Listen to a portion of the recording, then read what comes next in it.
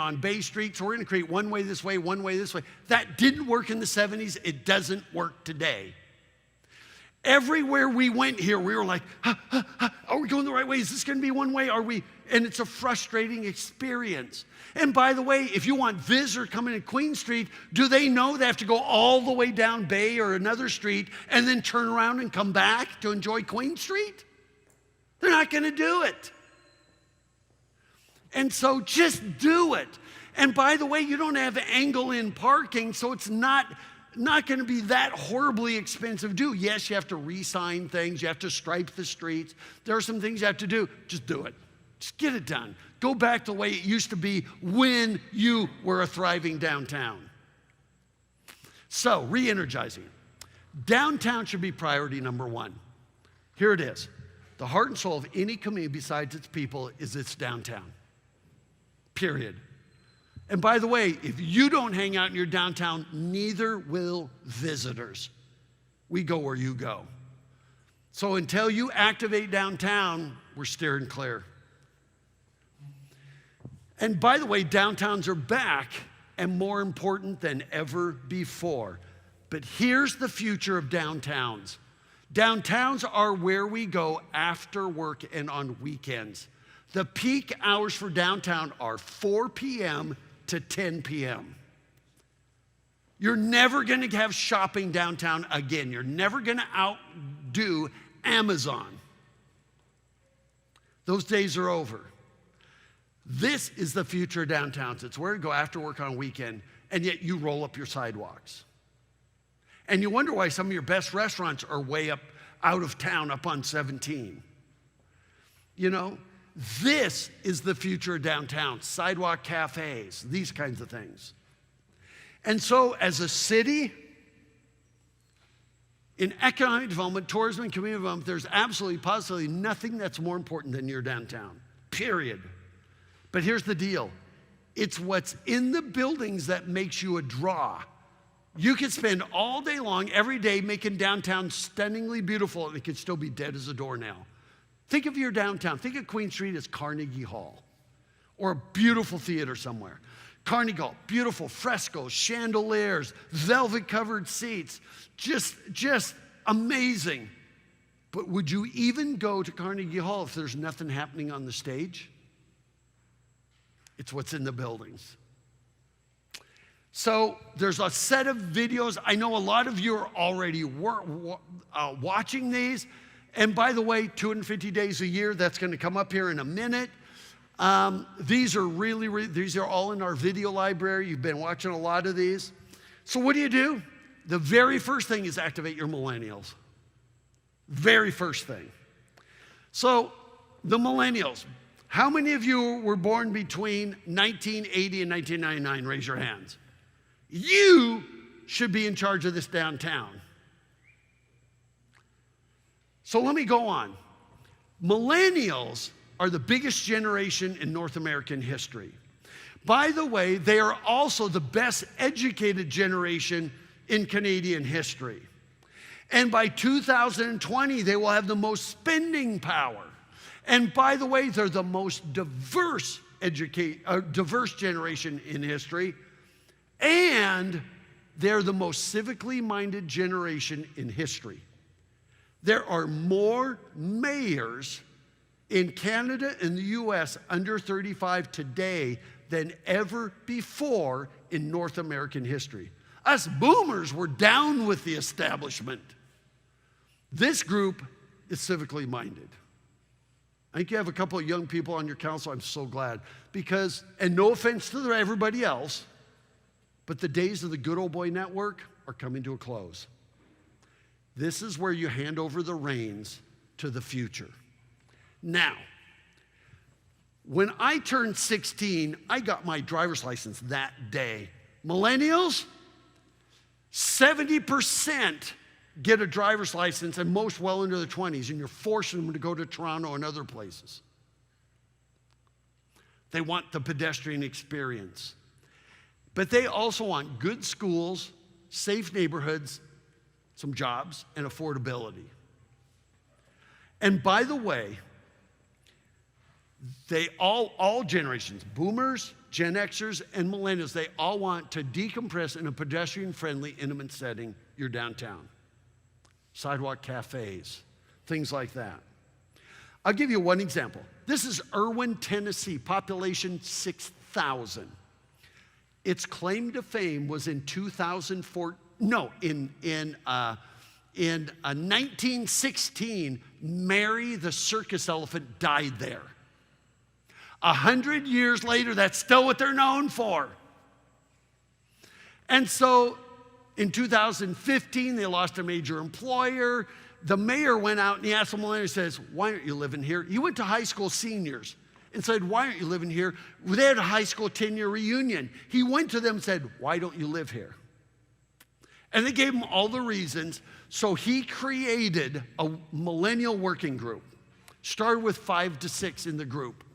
It's now 40. For you, I would absolutely, do you have a young professionals group in Sault Ste. Marie? You do. Is it active? Do you have a seat at the table with the city? You should. See what I mean? So, what they did is the mayor said, whatever it takes to get you to want to live here, we'll do it as long as it's legal and we can afford it. And so he turned them loose. They bring things to him. The first thing they did was an elephant revival festival. And they actually created an elephant sanctuary out in the countryside. And then, they do weekly farmers markets. The restaurants can now sell liquor. It was a dry town. I mean, they updated their zoning to allow upper level residential and business and residential mix, for technology and those kinds of things. They put Cormer condos in dilapidated buildings. They have 9 new businesses. Remember, this is just in the last 2 years. 9 new businesses opened in their downtown. And the president of the Millennial Group now is the communications director for the city. I mean, everything they're doing. They have a brewery on the drawing boards. I think it just opened. They've got developers are coming. I mean, festivals are a big draw. It changed everything. So, we looked at downtown, primarily Dennis to Pym on Queen Street. That seemed to be kind of the core area. But we also looked at Bay, Albert, Wellington streets. And, we think it's beautiful architecture and, just tremendous potential. And we walked Queen Street 2 or 3 times, the whole thing. It's about, 1.5 clicks long. And, it had the museum at one end. I thought it was cool at the museum that they actually cross-sold to other museums. I thought that was really cool. And by the way, we did go in the museum. And went through it, and I was glad that it just wasn't full of collections of stuff. It actually told the history of Sault Ste. Marie. The one thing I would do is they have massive little photos everywhere. Just way too many. A lot of them are so faded out. I have a better idea. I would rather have you use this is the Orphan Train Museum in Concordia, Kansas. But they use one big photo and nice text so that you can read it. You don't have to walk up to it like this. And you can read it. I just thought that what they did here, I'd rather see you use a couple of bigger, larger photos and then some text rather than just put all kinds of little text and so many pictures that you just miss most of them. And then, you know what? Change them out. Every few months, just change them out. That'd be way better. But once again, we added it to the best of it. It's really great. Now with this, I thought you should do the tower there. We even heard from locals, there was a debate, do we tear it down, do we save it? It was and you're gonna save it. I think it's pretty cool. I think you do some fun things. You know what trompe-l'oeil is, right? Come on, you took French in school, didn't you? It's fool the eye. These are murals that fool the eye. The first thing I thought of is trompe-l'oeil. Now this building is all concrete wall. All that arch is painted on. So there it is being painted on. There's our guy, he's painting it. And there is what it looked like when it was done. That's a flat wall. That's trompe-l'oeil. Or how about this wall? There's before, there's kind of during, there's after. All painted on. Or how about this one? There's a big long wall like the side of a mall, hint, hint. And then that's it afterwards. Pretty cool, huh? By the way, if you want to get up close, It's hard to tell, but even these guys standing right there are part of the mural. That's trompe l'oeil. Or, go ahead. Standing on the corner in Winslow, Arizona, it's such a fine sight to see. There's a girl, my Lord, in a flatbed Ford slowing down to take a look at me. The Eagles. Take it easy. Notice we have a couple up there making out in the window. And there's homage to the Eagles. And you know what? 1.5 million people a year stop and take their picture on this corner. That used to be a furniture store. You see the reflection in the windows? Well, guess what? The furniture store fell down a long time ago. That's the wall right there. Sorry it's not showing up there. But with this, I thought, man, number one thing I would do is I would probably do some different colors on these. Just to, you know what? One thing that just drives me nuts here in in the Sioux is that why does everything have to be brown, beige, and gray? You're so dreary. Stop it already. But I thought, wouldn't it be cool you could do this? Wouldn't it be cool in between if you did trompe l'oeil of Spider-Man climbing the wall? Wouldn't it be cool if you had people painted on rappelling down some other ones? You could even take one of these internal. I could see Rapunzel with her golden hair all the way down and the guy painted on looking up at Rapunzel. I mean, have some fun in this town. And you know what? If you did that, that would be so photographic. I'm sure there's going to be objectionists to say, it's historic, it needs to be what it is, on and on. I think you need to have some fun. I think you need to loosen up, Sault Ste. Marie. And so Esser Center looked great. I just think it'd be an awesome icon. That and the pavilion would be two really cool icons. Because when we see stuff like that, I love it. I thought that was so cool. You know, the way you paint the utility boxes. You know, it's cool. And we worked in Old Strathcona, which is in Edmonton. I don't know if anybody went to the University of Edmonton. They call it White Avenue, W-H-Y-T-E. They even decorated their trash cans. And you know what they wrote on the side of the trash can? White trash. W-H-Y-T-E. And then down below it says, dump your bigotry here. I mean, it was just really cool. But I think you could do some fun stuff. This here, I thought was really cool. I was sad to see that the building on the other side doesn't want us to paint the building, so we do that. Well, graffiti artists like, really? That's it? We get a little square? But I thought what you could do is copy Rapid City, South Dakota. They created Art Alley, which is now such a huge tourist attraction that they actually do tours of it. And you know what? They let them paint the dumpsters. They let them paint the walls. They paint the telephone poles. They paint the streets. They paint everything there. It is just really cool. There's Jordan and Ashley. They work with us. And so, I mean, some of the art is amazing. And here's their rules. No swastikas, no profanities, and no indecent art, and respect other people's art. That's it. That's the rules. They let them have at it. And by the way, the property owners are thrilled. The more layers of paint you have, the more your building is saved. I mean, they've done some, look at all the trash shelves, telephone poles, everything. And it is amazing what it has done. Oh, you got a dream. Loosen up. We did eat at Solo Trattoria, really great restaurant. Absolutely one of our favorites. But here I go, and you know what? You've got this 1970 kind of stucco aggregate. There's probably some really gorgeous brick under that. There's not one single pot. The only landscaping are weeds right down there. I mean, it's like, really, what is with you guys? Inside, it's fabulous. And we added it to the list. I had to start another column. We also ate here at, how do you pronounce it? Muyo's? Okay, we also ate at Muyo's. Great little restaurant. I'm not sure it really fit in our best of category. But then we thought, okay, what do? We need to program some activity spaces. And so I saw this. And I thought, this is a cool little space, but it's not activated. You can create spaces, but they're just empty spaces. And maybe it will be activated. But you know what that reminded me of? This is Park de Plaza. This is in Long Beach, California, in one of the neighborhoods where they took some parking spaces, they painted them all yellow. They went out, and they did this with like $3,000. They got yellow chairs, yellow umbrellas. They painted this parking space. But what they did is they made sure there's food trucks at both ends. And then every day at lunch, they'd bring in a speaker, a comedian, just somebody, a guitar player. And they do that year round. And it works. Now, granted, this is California, but even if you have to put a tent over it, you know, when you don't have inclement weather, you have this space, which is really pretty.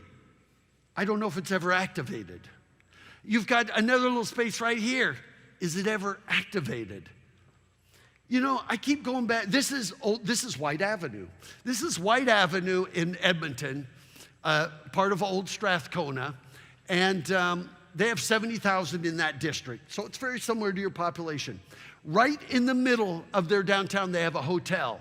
You have an old hotel in your downtown, their hotel runs at 94% occupancy year round, and you pay several $100s a night to stay in it. You have that same potential. But right across the street, I took this from one of the hotel rooms. That used to be a gas station. These buildings are going to be redeveloped right up on this plaza, same with that one. And this gas station is going to be a plaza. And it is going to, there it is from ground level. Sorry, it's kind of hard to see. But if this used to be an old post office. It's now called Chianti's. It's an Italian restaurant. Here's a Borders Books. And if you were to look across from Borders Books, that's what's going to go in that space. Your downtown should be home to a piazza, a plaza. Every city in Europe, almost every city in Europe has a piazza. And by the way, plazas are monetized. There's restaurants on 2 to 3 sides. And so they're always, so there you can see there's a splash pad. In the winter that can turn into ice. You can just see, you create a place for people to hang out. If I was having a splash pad, I'd have it right in the middle of downtown. I mean, you can shut off the splash pad, that all becomes ice. Or it's all flush mounted. You can fill it full of tables and chairs, do the Taste of Sault Ste. Marie, all kinds of events, public markets, all those kinds of things. But I want to show you one. This is Rapid City, South Dakota. The reason I want to show you this one, they have the same exact population like you, and their challenge is how to increase tourism spending. They have the same population. They have no major cities. They're like you are. It's about 3.5 hours to Sudbury Drive. That's how far they are to Billings, Montana, the next big city. So very similar to you. But in their downtown, they have the same kind of problem with main streets.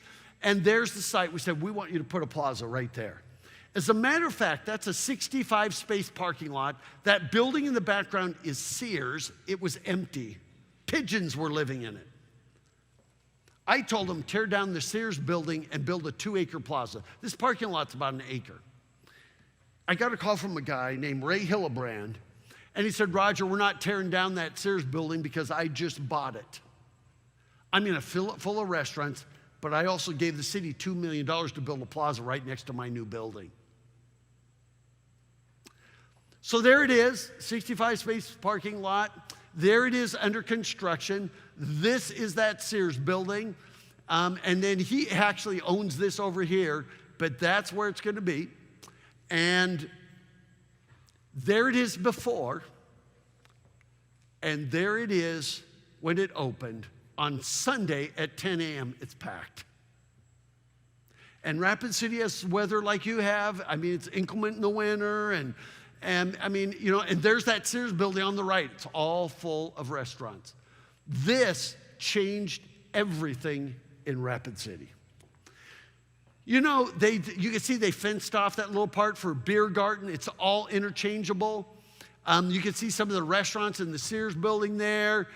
There's the stage off to the left. This thing is just 1 acre, and it's just monetized. It's active 300 days a year. So this Sunday morning, see, there's a police with dogs. They're showing the dogs how the dogs are trained and everything. All of a sudden, car shows started coming, motorcycle stores coming, quilt guilds started coming. Everybody wanted to host their events in Rapid City because they had Main Street Square. You can see there's a splash pad. See that right there in the foreground? There it is when it's turned off. There it is when it's going. And you know what? That splash pad runs 120 days a year. And in the winter, that runs 120 days a year. Right there's 240 days worth of activity in their downtown. Right there. That's 8,000 square feet, so it's not a hockey rink. But once again, the cool thing is, within 24 months of them developing this plaza, the average age of a person buying a home dropped 12 years. The young people are coming back. And they were starting their own businesses in technology and other things. I love this. You can't hardly see it, but that's a movie night on Main Street Square. Somebody posted this. And it says, I grew up in Rapid City. It was never as cool as it is now. They do movies on the square every Monday night. The average attendance is 3,500. That's what you need. So, there were people complained about it. We're going to lose the parking. You're going to kill our business if we lose the parking, which is absolutely wrong. But I said, make me a list of the 25 merchants who complained the most about the plaza. So they gave me a list. I went into all 25, and in 14 of them, I met the owner. And in all 14, they said it was the best thing Rapid City has ever done. I mean, you know, there's no retail vacancies. How would you like that on Queen Street? Lower turnover. Businesses are open later in the evening. They keep breaking sales records, and the average age is dropping. It's a great place for conferences, conventions, and stuff. I mean, even this. Listen, look, you want to go to Waterloo? You know, this is in front of a Shoppers Drug Mart. I mean, they went from that to that. And in the winter, that's an ice rink. Shoppers Drug Mart at first said, you'd take away that parking, you'd kill our business. Their business went up 300% because it was worth walking to. I mean, you know, another thing you have to do is you have to organize the business mix. It seems to me that most of Queen Street has become a social service agency. I mean, we find everything like drug rehabilitation labs. It looks like it's all full of social services and not really any reason for anybody to go there other than a few restaurants. Now, I'm not saying you shouldn't have social services, but could we combine them at one end? You know, kind of get them to group together a little bit and then maybe even share buildings and then start bringing it as a place we go to hang out. We don't hang out in the evening in social service businesses or agencies. And so we need a couple of blocks. In these couple of blocks, 3, 2, you can even do it in 2, you need 10 places that sell food. If we went from Dennis Street all the way to Pym, we just barely make 10, and that's like, I don't know how many blocks, 10, 12, 14. We need them more concentrated. I mean, how about 10 destination retail shops? That's the second 10. And then there's all the things that might be in that. And the third 10 is out of those 20, at least 10 open after 6. That's the key thing. So there's the 10-10-10 rule. So they need to have consistent hours and days. They need to be open late into the evenings. They need to have like business grouped together. You will never go to a successful mall and find methadone clinics and pregnancy clinics and attorneys' offices and everything. And I'm not saying none of those can work downtown, but you need to have your like businesses grouped together. And you need to have your anchor tenants, those ones that make you worth the trip. And it's a central gathering place. So, you know, remember the days we had corner gas stations, you know, on all 4 corners? Or we have fast food, we have Tim's and McDonald's and Jack in the Box and Wendy's. I mean, that's all critical mass. Just like in the mall, the food court. No wonder it's always packed. You got the most concentration. Granted, it's fast food, but you got the most concentration. So sometimes you have to orchestrate the effort. You have to work with property owners. Most downtown associations spend almost all their time, I'm not saying yours, but most spend almost all their time dealing with tenants and never looking at the long game of what do we want this to be when we grow up. You know, I'm going to give you a good example. Halifax's Argyle Street. Does anybody know Argyle Street in Halifax? Yay! You know how cool it is, right? Population 300,000. That's the entire city. Claim to fame on Argyle Street, lots of Vegas' hodgepodge mix. Now, and I'm going to explain this to you, is if I go back to this, I don't know where my challenge was here. Here's the problem. Argyle Street is like 3 huge blocks up from the waterfront in Halifax, and these are steep, steep blocks. Halifax spent tens of millions of dollars redoing their waterfront. Why wouldn't you want to spend your money on the waterfront, right? As a matter of fact, they plan to build a $400 million mixed-use convention center on the waterfront. Meanwhile, you go up that steep hill, and you go up there, and at the time, there was, here, let me go, there we go. There was a little restaurant down the end called Opa, a Greek restaurant. Across the street is a Subway. The owner of that little restaurant said, you know what? I want to turn this into Restaurant Row. It's 2.5 blocks long. So he would go to property owners and say, and most of them were vacant, by the way, about half of them were vacant. He would go to them and say, you know what? If I bring you a restaurant, would you give them a good deal? I need to give them a really good deal for a couple of years so I can get more and more restaurants here. This is a guy who has a restaurant. He's trying to get competitors.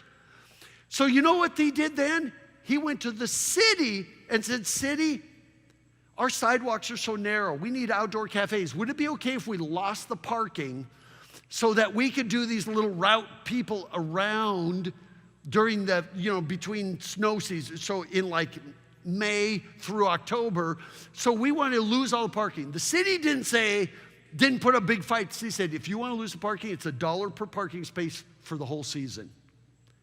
And you have to understand, people have to either park up at the top and then walk down, or if they're parked at the bottom and walk up. You're going to lose all that parking. They said, we're good with that. So they homemade did all of these. By the way, they all put them in warehouses in the winter, so you can see what they did. Very homemade. But you know what? It worked. In 2.5 blocks, there are 22 restaurants. You know what? If you had 22 restaurants in 2.5 blocks of Queen Street, you'd have people coming here from Alpena, everywhere. You'd have them coming here from Mackinac City, Island. You'd have them coming from everywhere, and it worked. Pretty homemade, and it started to spread, and it just became the place where people hang out. It even went down to one of my favorite restaurants, Five Fishermen, down to the city said, that works so well, we're going to allow other restaurants to use sidewalks to do this. And you know what? There's how steep it is. Look at this restaurant. They created that to create these platforms going down.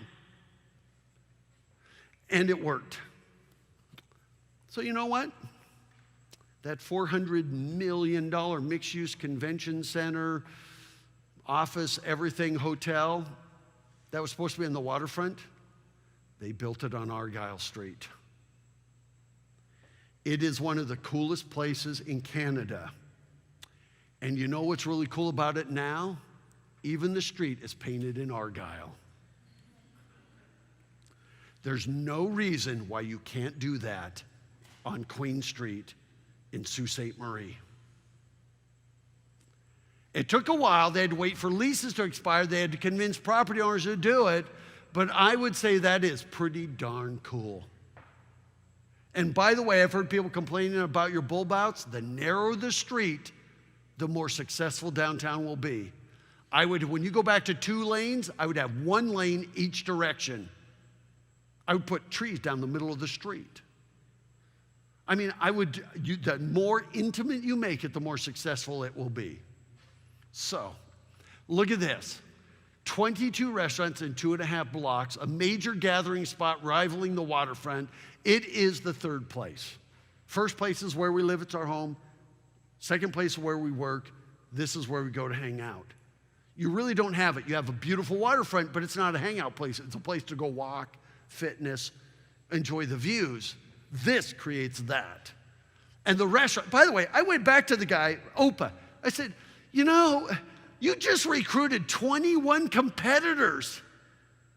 How's that working for you? You know what he said? Well, Roger, I own 4 of them. And my OPA's doing 10 times the business it ever did before. That is the power of a great downtown. And that convention center, it is open now. You got to activate the street. You know, I love this. This is Outspoken Brewery, right? Did it just open? The patio just opened? Because we couldn't find much about it on TripAdvisor or anything. But I'm so glad to see a patio. But I went to places like this. Why? Why is there nothing? There's nothing there. I mean, you have to have open sign twice because otherwise we don't know what's open and what's closed in your downtown. I mean, I would do patio cafe dining there, and there's a way to do that. We have narrow side. This one, Arturo, I mean, it's rated like number 1. I think it is in business, isn't it? How would anybody know? There's not a shred of it. And by the way, look at how wide the sidewalk is. They can put a ton of tables and chairs and umbrellas out there. Why aren't they doing it? You know, this is Canmore, a town of 10,000. Canmore. You know, I mean, look at that. It's got little sidewalk cafes everywhere. Look at it. There's a little row of tables right there. I could just keep going on and on. This little ice cream shop, they put out 2 tables and chairs. And they said every time somebody sits out there eating ice cream, there's a line out our door. I mean, this is all Canmore. A town of 10,000 can do it. There's no reason why you can't when you serve a population of 125,000. You know, I just go, wow. And by the way, it doesn't have to be expensive. This is just rope. This was in Salem, Massachusetts. Those flowers are silk. I don't know why they're doing. In Nelson, British Columbia, they were taking these down in October because the sidewalks are narrow. They let them take parking space so that they could dine out there. I mean, how cool is that? You know what? This is Wolfville, Nova Scotia. How cool is that? So they do all the dining right there on the sidewalk, and then the pedestrians walk around it. And it's really a cool little downtown. There's no reason you can't do that here. So where the sidewalks are narrow, do this. You need to, whatever it takes to get your businesses to do this. Now, we're working in Barrie. Barrie called us and said, you know, Roger, we have a real problem. I said, what's that? We have too many bars in our downtown. It's Dunlop Street. Dunlop Street in Barrie is about the same length as Queen Street, from Dennis to Pym. And they said, and so I walked up and down, and by the way, they're always in the news. In Toronto, what they see is there's another bar fight in Barrie. And so I walked up and down Dunlop Street, and I said, you only have 6 bars. And they said, I know, that's way too many. I go, no, it's not.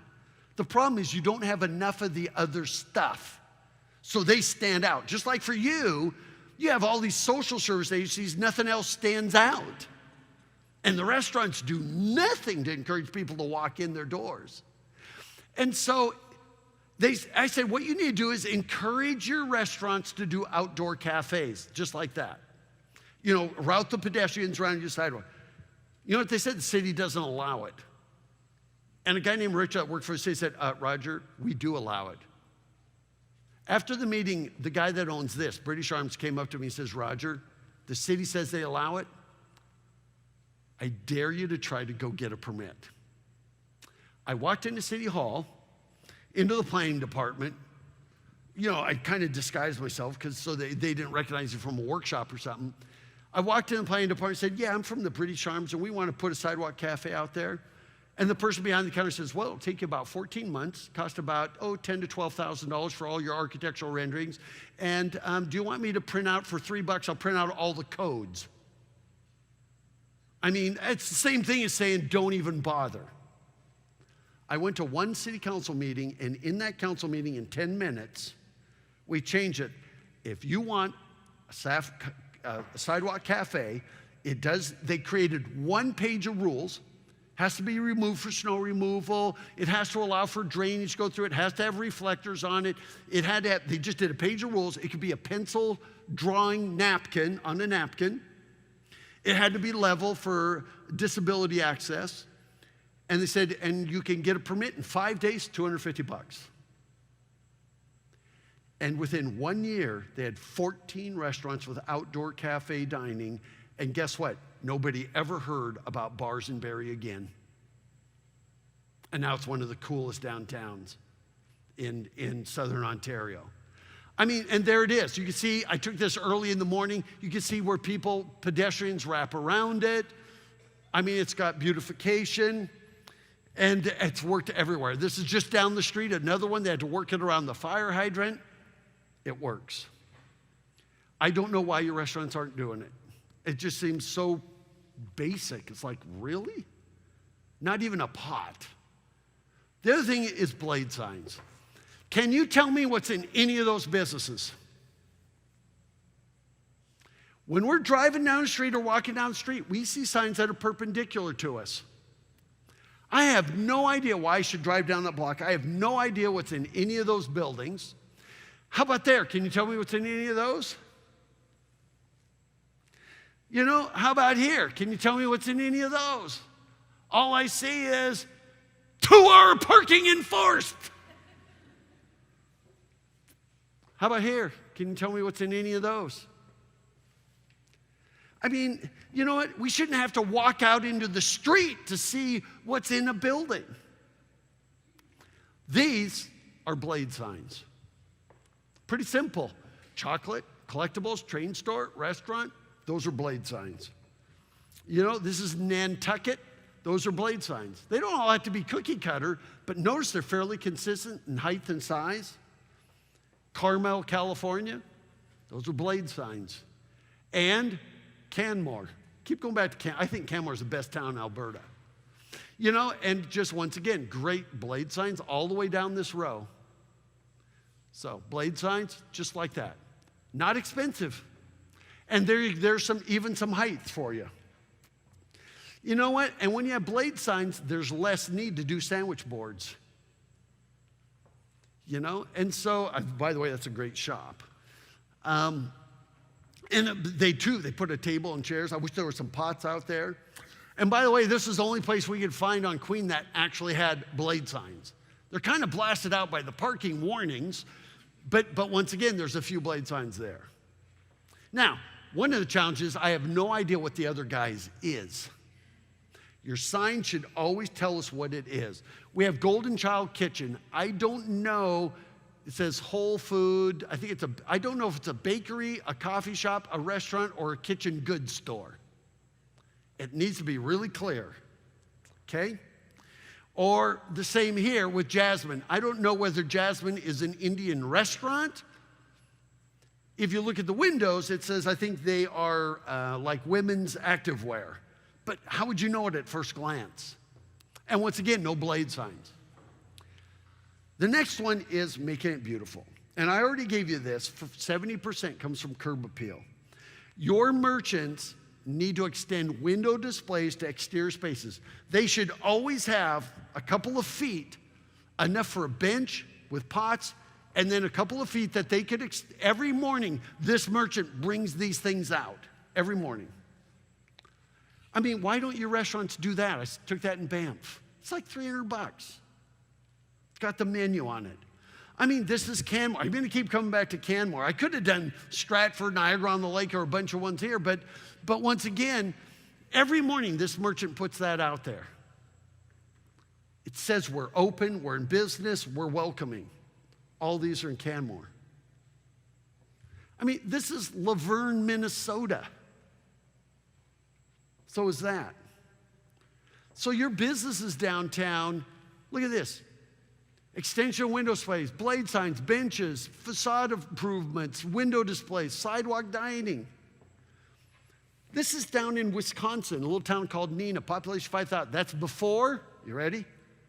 That's after. Sales went up 30%. So once again, before, after. Huge. So, look at that. pots every 2 meters. You know what? This is Fredericksburg, Texas. You know what they did? They went to a nursery in October and said, we'll take all the pots you have, 21 inches or bigger opening. So they want bigger pots. We don't care whether they're cracked, chipped, whether they match. We just want pots, sell them to us for less, just to get rid of them. So they went there. First of all, they went up and down the street and they asked for a hand. They said, we just want to beautify this.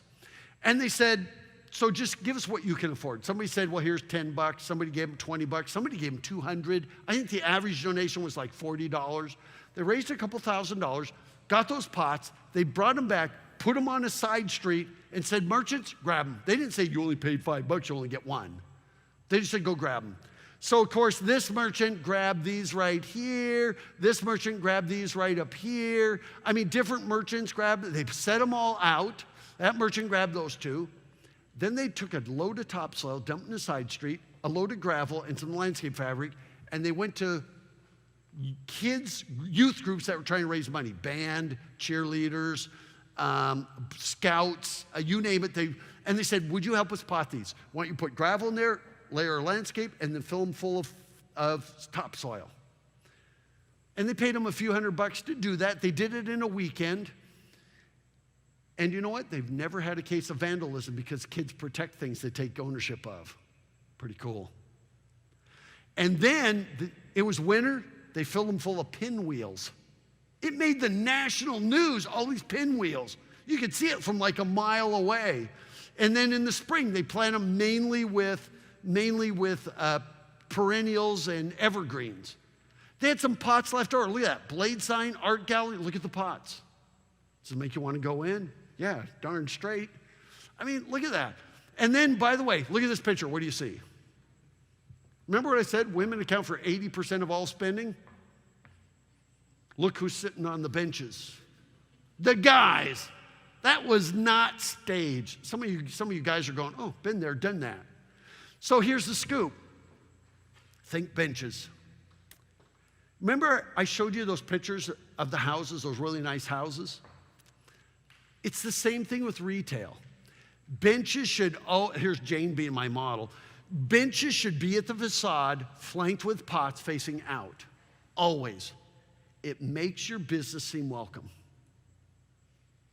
And it tells us you're in business. And by the way, I do not want to hear the winter excuse. Because this is in Port Elgin in the middle of the winter. And it's still gorgeous. Matter of fact, we assessed Wellington County just this last December, and this is in the little town of Erin. It's gorgeous in the middle of December.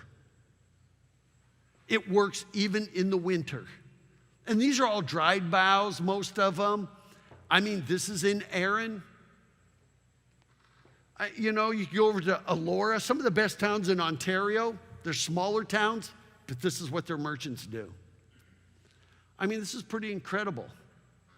It's all dried boughs. It's all holidays. I mean, go to St. Jacobs. I mean, look at this. Niagara on the Lake, St. Jacobs, Erin, Elora. No reason you can't do it. St. Jacobs.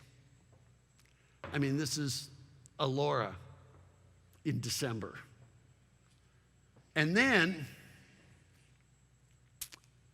does this look like a great place to hang out? It's Queen Street. It's as stark and bare as I have ever seen. And it's June. Maybe they're saying, hey, Roger, we're waiting for July because we're only open July and August. I don't know. But I think it's a shame. You have beautiful architecture. I mean, we ate over at Gliss, but I got to tell you, when we walked up, we did not want to go in. It's just zero curb appeal. And I just don't think this is the Bank of Montreal should be ashamed. This is me shaming people now. You got pots out there, just weeds growing in them and cigarette butts. Well, the cigarette butts aren't growing, but they are molding into place. And even the metal thing is all rusted. What happens is, I'm sure all these bank employees walk in the back door. I don't know when the last time they ever walked out in front. I mean, that's one side. This is the other side. It's all full of weeds. I don't know how to express this enough. Even when it comes to fixing stuff down there, like this is all mud is run out over the sidewalk. You know, this is right down on Queen Street. Another thing you have is you have sidewalks and then you put paver stones down, but the paver stones have sunk. So if you're walking there, you're like this. You know, if you have somebody walking next to you. Well, raise those, over time raise those so that they're level, so that somebody with a stroller or somebody doesn't trip. I mean, I don't know, I took a bunch of these, but this is all full of cigarette butts and leaves and everything. I don't think it doesn't look like it's been cleaned in 6 or 8 months. And it's not the only place. And by the way, one thing you need to know is a lot of times I'll have merchants come up and they'll see city. It's the city's responsibility. The city owns the sidewalk. The city owns the curb. You know what? When I hear businesses say that, I say, whoa, wait, whoa. You go to Paris, you go to any city in Italy, Europe, you know what? The merchants are out there hosing off and cleaning off their sidewalks every single morning. It has to be a public-private partnership. So when people always cast stones, you know what I see on Queen Street? Except for 2 blocks, I see a ton of apathy. That's sad. So I just went, even all over town I see where trees have been chopped up and we just chop them off and leave them. I mean, either replant it or get rid of the planter. I even thought, I would go get grade school kids and I have them paint all the way around all of these. Paint little pictures, murals, whatever. Where's Waldo? Something. Bring downtown to life. It doesn't have to be brown, beige, and gray. You know, things like that, I just go, really? I mean, I know cars bump them and they move out, but you know, maybe once a year go out and straighten them. You know, I mean, it's just rampant. And I want to talk about parking. Here's the scoop. First of all, it should be free on nights and weekends, which I think it is. Those are the most important hours. In this case, this is in Greenville, South Carolina. Even the bank will even pay for parking during the day sometimes. And so that should be good. And by the way, any money generated from parking meters should not be considered general fund revenues. It should be reinvested back into the district where the parking meters got the money. That is economic development. I mean, it is the same as with your, let's see, you know, parking is just like parks. You don't charge people to go into your parks. If you charge people for parking, which by the way is fine as long as it's worth it. I went online and I found some parking study that said we're going to charge $1.25 an hour. Wrong. I'm going to tell you how to do that. And that says we're going to raise the rate every year by 10%. So in 5 years, you're going to raise your parking by 50%. You haven't even given me a reason to go downtown yet. I think you're jumping the gun. Stop it already. And so, number one, in a great downtown, the average person will spend 4 hours. Shopping, dining and movie. I mean, you name it. So 2 hours dramatically reduces spending and repeat visits. So here's the point. We cannot get our merchants to park somewhere else. We're going to punish our customers instead. How's that working for you? Yeah. So that's the scoop. If you insist on 2-hour parking, you need to tell me where all-day parking is. So right there, it's 2-hour parking, but it says there's all-day parking this way, and this way. Give people choices. If you want to charge for parking, which I think is totally fine, you should. I would do $1 an hour up to a max of $3. They did this in Walnut Creek, California. You know what happened is? People would pay $3 and say, we might as well stay longer because now it's free. You know when they're staying longer, you know what they're doing? They're spending more money. $1 an hour up to $3 after that, it's free. That's what I would do. Okay? I mean, that's what they do in this is White Ave in Old Strathcona. By the way, the parking here is 2 to 3 blocks away. You know when I said about sidewalk cafes, you know, get rid of parking, you know what? Merchants say, you take away the parking, you're going to kill my business. Here's your response. Are you telling me your business isn't worth walking 2 blocks for? Shuts them up just like that. Let me give you another stat. The average shopper at Walmart parks, and sorry I speak in feet and inches, The average customer parks 140 to 160 feet away from the front door. That's about from me to that glass wall, okay, to the door back there. Yet they have no problem walking that far and then all the way to the back of the store, which is about where that next building is, to buy a DVD. They just walk 2 blocks. The only thing with parking, it has to be worth the walk and it has to be worth the price. I would not start jacking up your prices for parking until it's worth paying more for. And so in Old Strathcona, all their parking is 2 or 3 blocks away and the place is packed. It is where Edmonton comes to celebrate.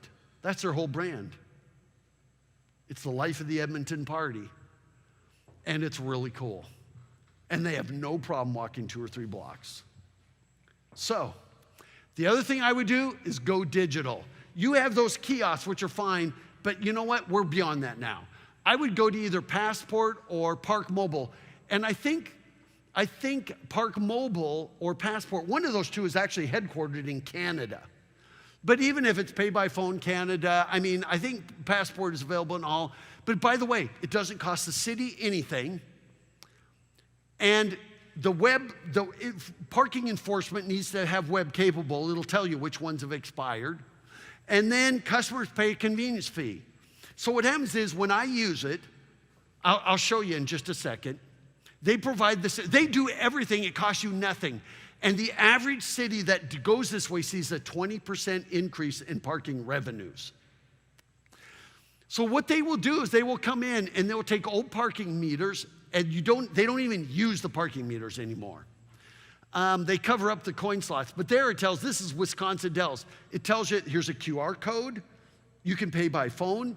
And you just snap a QR code, it downloads an app, and then you type in zone 110 space 548. It says, how long do you want to stay? You say, well, 2 hours, if that's max, whatever it is, 2 hours.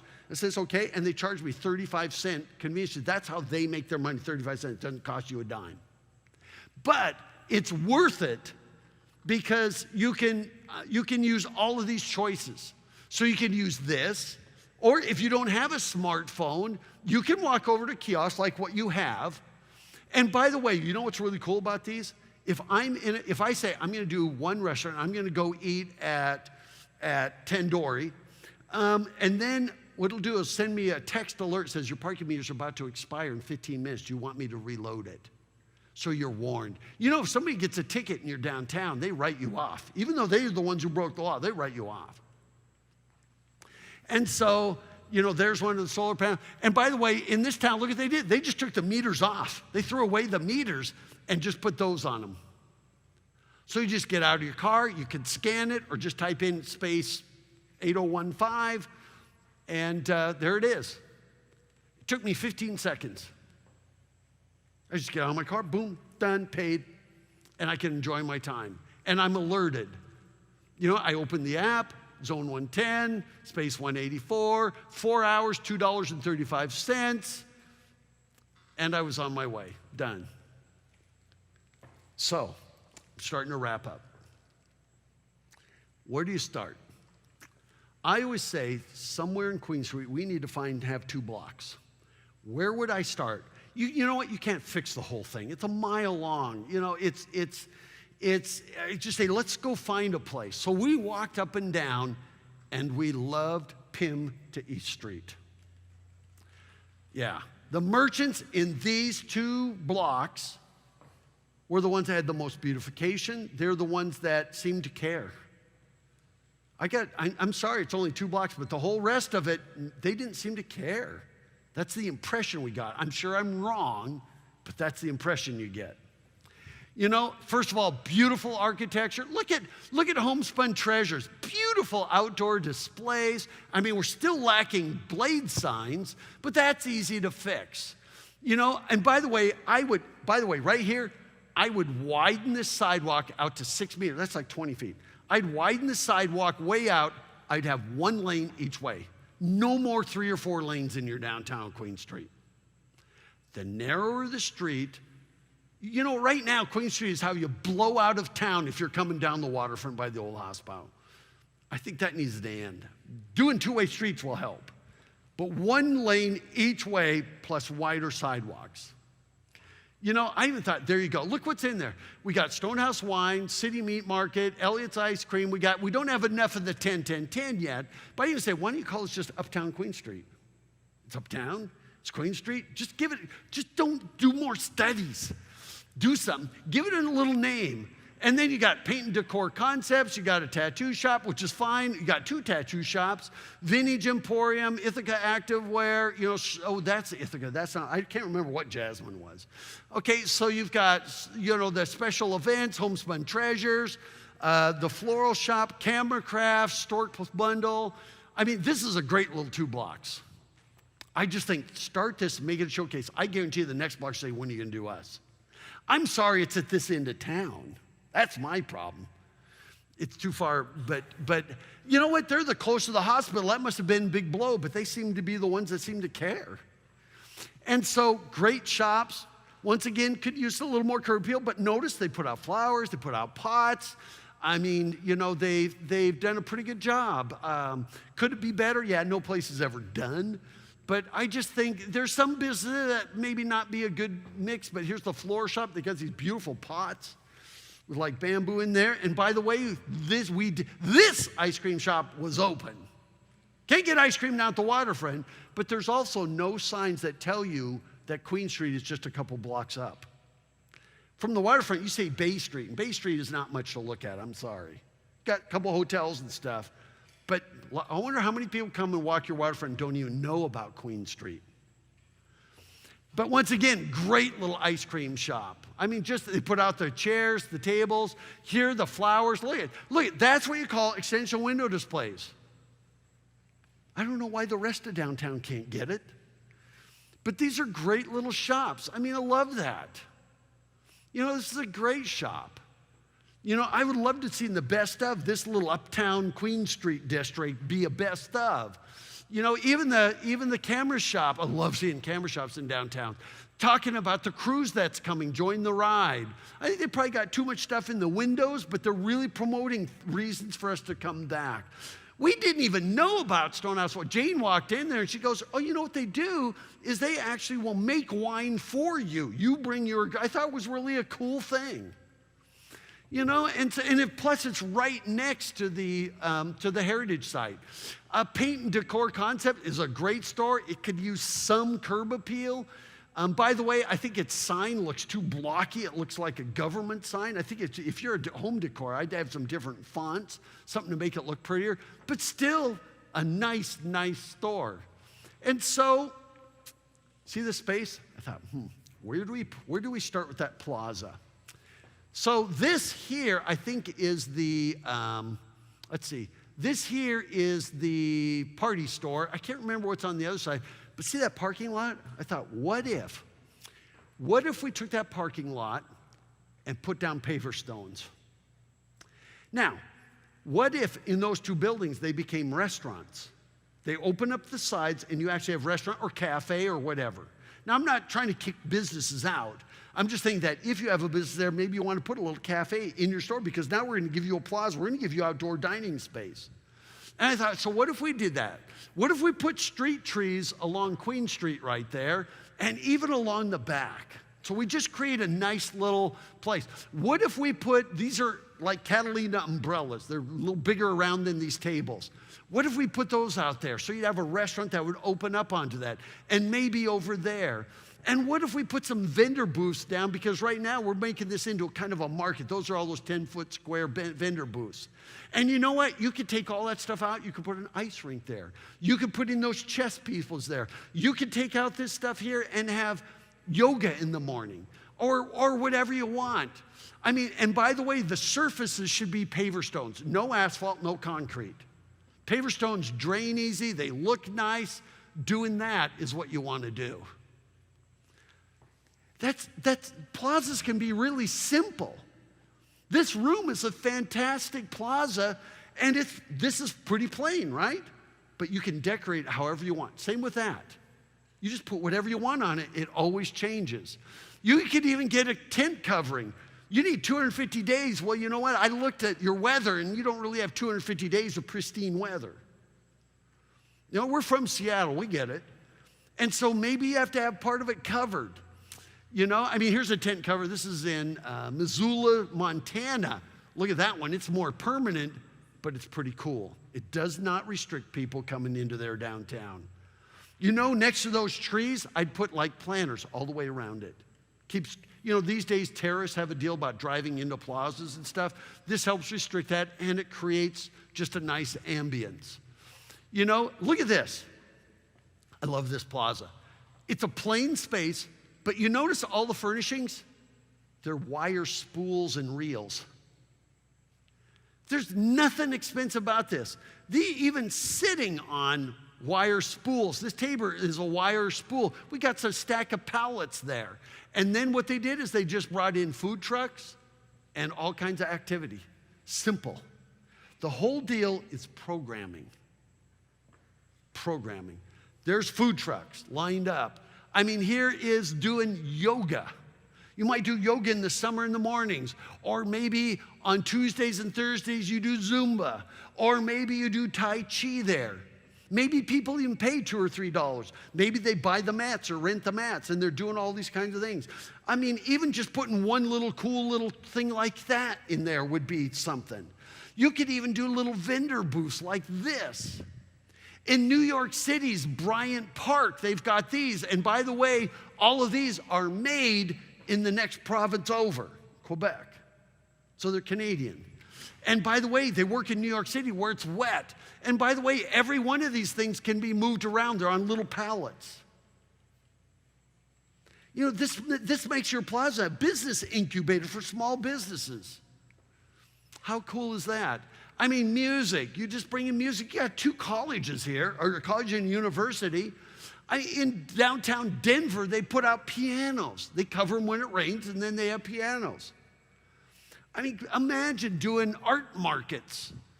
And you could close up part of Queen Street. I mean, you could even move your farmers. We always think farmers markets should be where people spend money. Down at the pavilion, they can't spend any money except at the market. And so, you know, even doing Christmas, this is a Christmas house, holiday fairs.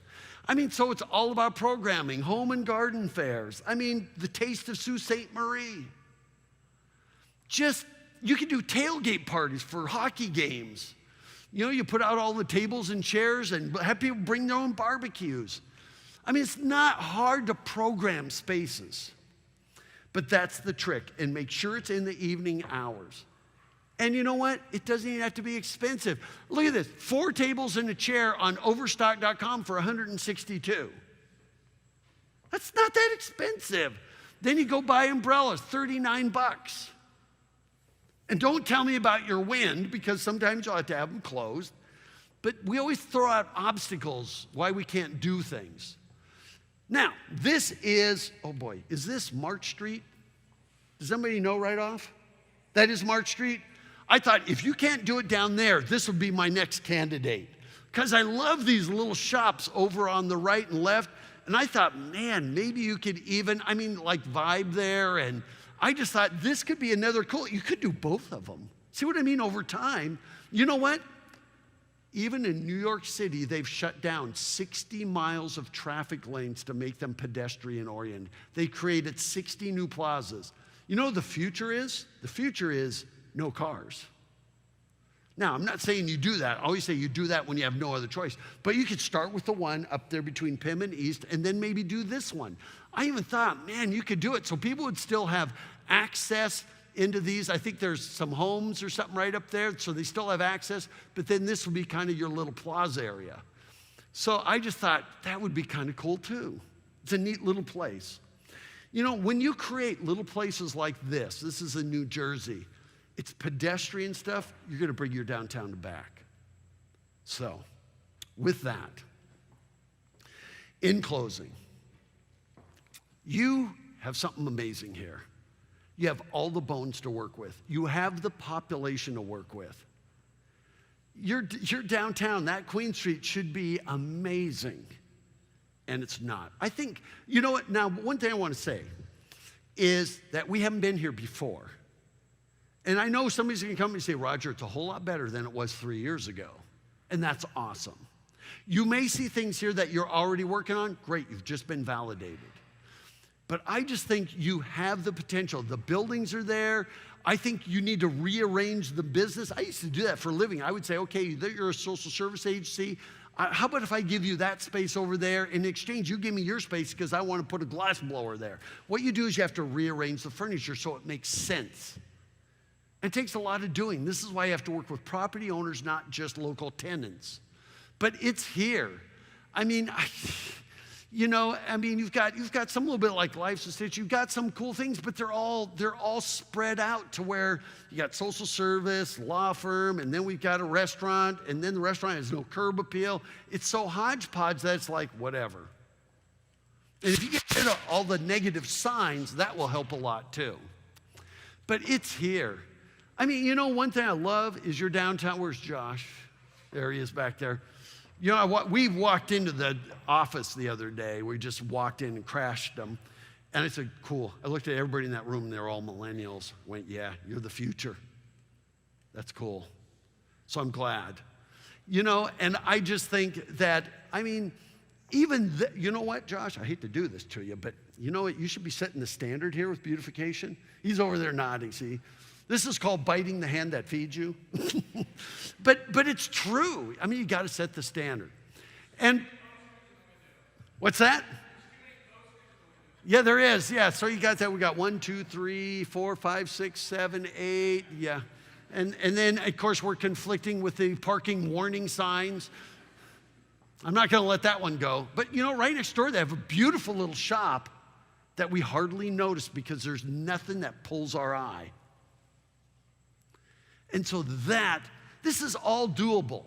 And by the way, do you have like a garden club, or who does all the plantings along the waterfront and everywhere? The city, fantastic. And they were just planting these, so I can't even imagine them in a month when this all fills in.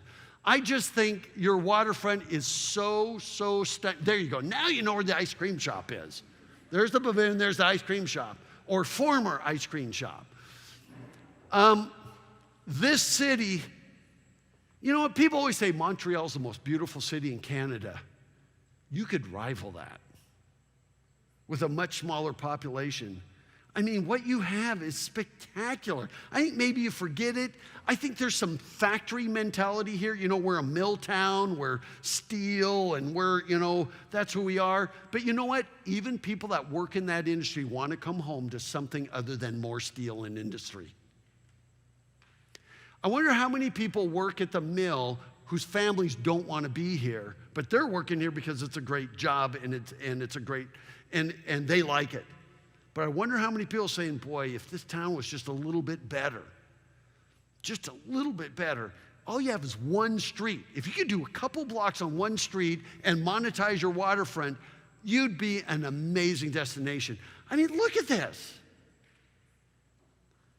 I sent this picture to some people, the other people working in our office, they're going, and all I got was, OMG, where is that? And I said, that's Sault Ste. Marie. And they're going, really? They had no idea. Stunning. What you have is just look at this. And you know what? Simply Breathtaking really sums it up, what you got here. It's really awesome. There is 99 suggestions. You could do 80 of them for about $30,000. It's all low-hanging fruit. It's all the crappy signs. It's putting out some pots and planters. I know some of it's going to take heavy lifting. Doing a little plaza is a little more expensive. Wayfinding system is not cheap. But you know what? Almost all of these are low-hanging fruit. You don't need any more studies. You don't need any more plans. Just do it. So here's what I want you to do. I want you to create an assessment team. This is more than just downtown. This is the whole community. We didn't come here just to do downtown. We looked out there at Kinsman. We went out to the airport. We looked at everything. I think on that assessment team, I'll include the mayor. I'll include your CAO, and your deputy CAO. I would include, and then you have downtown. I would have the Chamber of Commerce there. I would have tourism, economic development. Remember, downtown, Site selectors, you know what they do for economic development? They come into a downtown, and the health of a downtown economically is how they judge the health of the city. When they come downtown Queen Street, what are they thinking? Social services, meth labs, whatever you got. I don't know what it all is, but it's not pretty. And so what I would do, I would hand out signs. I would go there. By the way, this is being filmed. We want it on YouTube. We want it out there.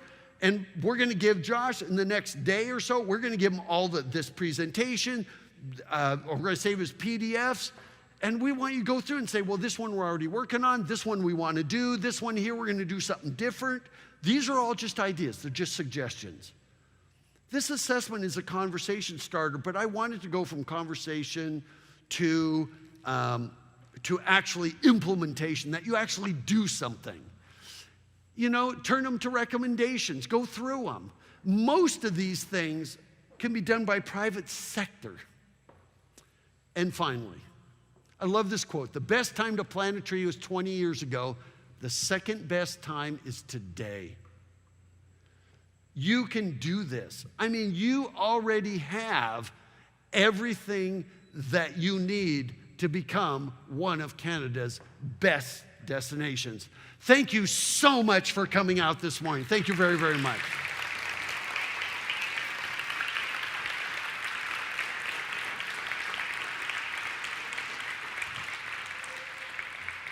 Well, we'll hang around if you want to.